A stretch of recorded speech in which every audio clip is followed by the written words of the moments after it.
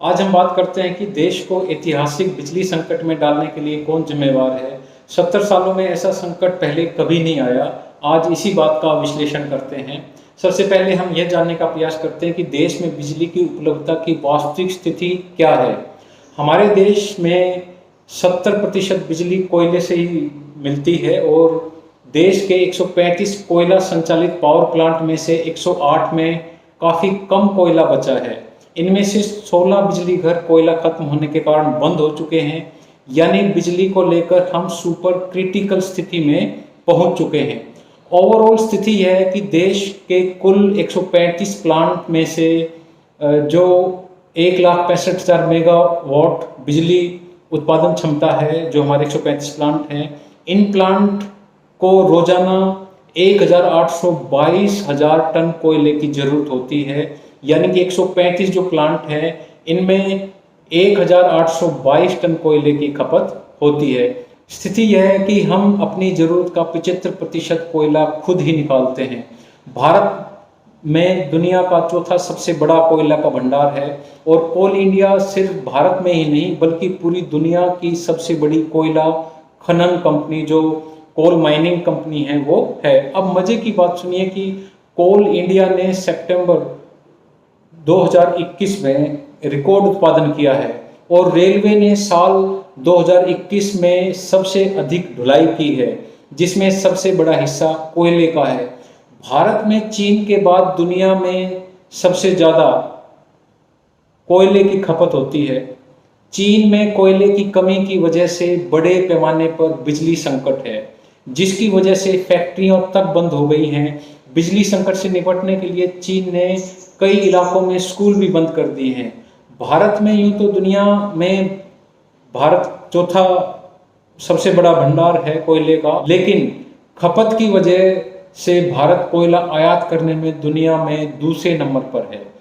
यानी कि हम कोयले का जो हमारे पास भंडार है वो चौथे नंबर का है दुनिया में, लेकिन हम जो आयात करने में हैं वो भी हम दूसरे नंबर पर हैं, क्योंकि हमारी खपत ज़्यादा है। इसलिए हम सिर्फ 75% ही अपना उत्पादन कर पाते हैं। अपनी ज़रूरत का 25% हम बाहर से मंगाते हैं। तो इन सब में गड़बड़ी कहाँ हुई है? यदि हम देखें तो यह बिजली का ऐतिहासिक संकट क्यों उत्पन्न हुआ है?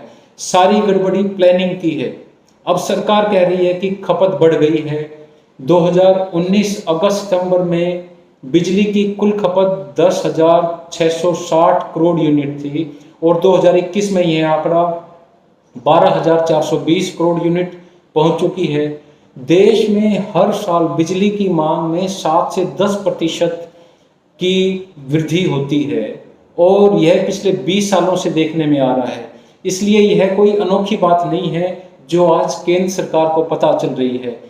अगर सरकार कह रही है कि अर्थव्यवस्था सुधर रही है तो स्वाभाविक है देश में बिजली की मांग भी तेजी से बढ़ेगी। इसलिए बिजली की मांग बढ़ना कोई बहाना नहीं हो सकता। दरअसल दिक्कत यह है कि कोल इंडिया को कई राज्य नियमित भुगतान नहीं कर रहे थे।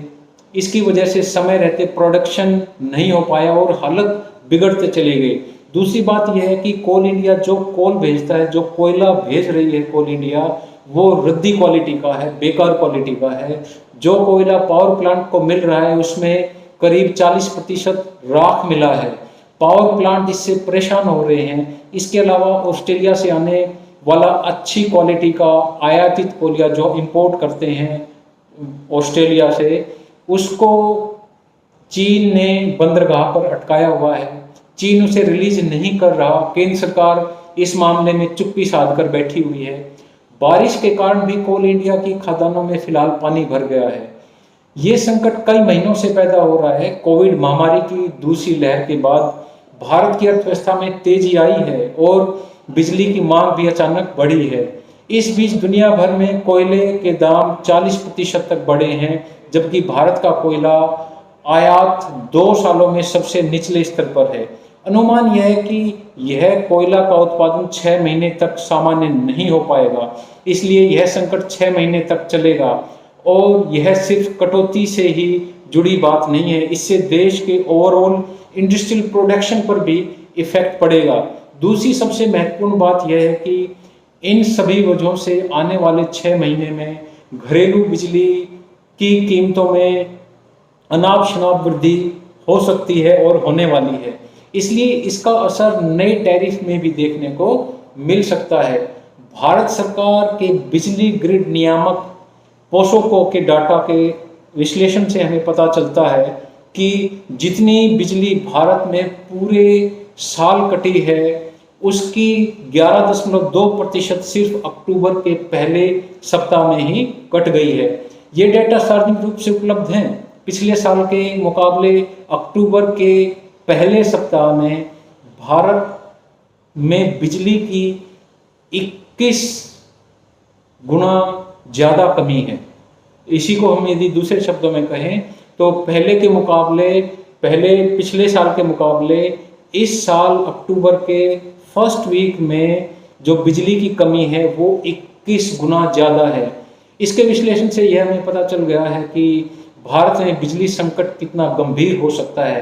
हालांकि सरकार यह भरोसा दे रही है कि पर्याप्त बिजली मौजूद है और संकट नहीं होगा, लेकिन सरकार का ये जो भरोसा है यह वास्तविकता से परे नजर आ रहा है। और सच्चाई यह भी है कि यदि स्थिति ऐसी ही बनी रही तो एशिया की तीसरी सबसे बड़ी अर्थव्यवस्था को पटरी पर लौटने के लिए और संघर्ष करना पड़ेगा।